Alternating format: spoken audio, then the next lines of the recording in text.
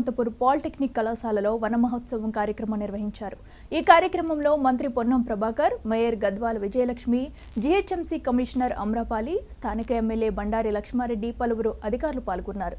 ప్రభుత్వం రాష్ట్ర వ్యాప్తంగా 1 కోటికి పైగా మొక్కలు నాటే వన మహోత్సవం కార్యక్రమం ఈ రోజు నుండి ప్రారంభించామన్నారు. ఇప్పటికే 60 లక్షల మొక్కలు అందుబాటులో ఉన్నాయని, ప్రభుత్వం ప్రకృతిని కాపాడుటకు బాధ్యతతో మొక్కలు నాటే కార్యక్రమం చేపట్టిందని చెప్పారు. రాష్ట్ర ప్రభుత్వం పక్షాన జిహెచ్ఎంసీ ఏరియాలో 1 కోటి మొక్కలను ఇంటింటికి పంపిణీ చేయడంతో పాటుగా 30 లక్షల మొక్కలు జిహెచ్ఎంసీ పక్షాన 150 మంది కార్పొరేటర్ ఏరియా లోపల అక్కడ ఉన్నటువంటి స్థానిక ప్రజల సహకారంతో నాటాలనేటువంటి ఒక దీక్ష తీసుకోవడం జరిగింది. మొక్క నాటడం అంటే భవిష్యత్ తరానికి వచ్చేటువంటి జనరేషన్స్కు మనం ఒక సహకారం అందించినట్టు ఇప్పుడున్నటువంటి వాళ్ళందరం.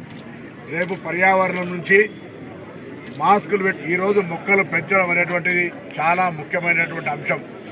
ఎవరెన్ని చెప్పినా, ప్రభుత్వాలు ఎన్ని కార్యక్రమాలు తీసుకున్నా ప్రజల సహకారం అవసరం కాబట్టి ప్రభుత్వం పక్షాన ఈరోజు జంట నగరాల ప్రజల్ని అందరూ కూడా విజ్ఞప్తి చేస్తున్నాం. ప్రభుత్వం పక్షాన దయచేసి మొక్క నాటడమే కాదు, దాన్ని సరైన విధంగా పెంచడం కూడా బాధ్యతగా తీసుకొని ప్రతి ఒక్కరు ఈ కార్యక్రమంలో భాగం కావాలని కోరుతా ఉన్నాం.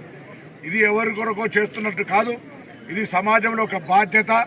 రోజు మొక్కకు నీళ్లు పోయడం ద్వారా కూడా పుణ్యం పురుషార్థం అన్నట్టుగా మానసిక సంతోషంతో పాటుగా సమాజానికి రాబోయే తరం మనను క్షమించకుండా ఉండేటువంటి విధంగా, అంటే ఒకవేళ మనం ఇదే విధంగా పొల్యూషన్ ఇంప్రూవ్మెంట్ చేసినట్టయితే వచ్చే తరం మనను క్షమించేటువంటి పరిస్థితి ఉండదు.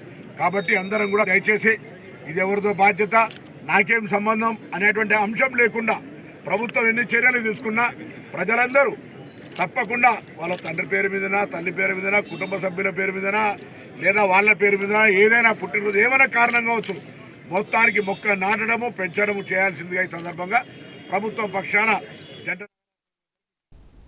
ఇవి bulletin updates. Keep watching 99 TV.